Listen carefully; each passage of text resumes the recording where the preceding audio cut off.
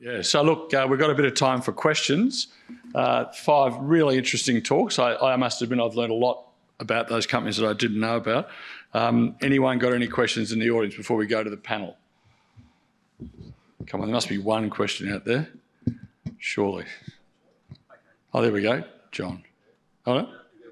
Hey, there's a microphone coming. There we go. We've got 2 questions, that's good. John, you can go first. To you, John. Any PGEs with that massive sulphide mineralisation, and can you say anything about the ratio of, say, PPGs, palladium and platinum to iridium and osmium, if you do have that data? Not really, but mainly because we really haven't looked at it in any detail. We do have a bit of platinum, palladium floating around. We haven't really hit a significant massive sulphide as yet. We've got a few little lenses, and maybe if we did some sort of micro-scale sampling, we might be able to figure a few things out. Yeah, it's just palladium-iridium ratio is a really critical indicator of whether you've just remobilised, disseminated, or whether you've got a mechanical fragment of a massive sulphide lens. So, good thing to look at. Thank you, John. Thanks, John. One more question. Yeah. Thank you. Jeff, is Glencore going to make you put in any equity first? I guess regardless, looks like you're probably going to raise some equity soon anyway. I think that's fairly obvious given the position. If you look at our balance sheet and everything else, it's pretty much on the cards. But I think the main thing is that the Glencore facility covers a lot of the development capital. So we've got a lot of long-term good shareholders in place, and so we'll be going back to them probably as the initial thing. And that's the best way to do it. Obviously we're trying to minimise dilution to shareholders as best we can to get that value. And I think we've got a couple of supportive brokers behind us, and they know the game as well as everyone else. So I think we'll do it as soon as we've got the right winds behind us to do that.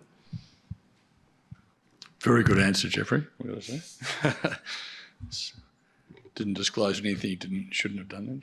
Very clever. Any other questions before we go to the panel? Okay. Well, what I'll just quickly do is sum up. I think you got 5 really interesting stories there.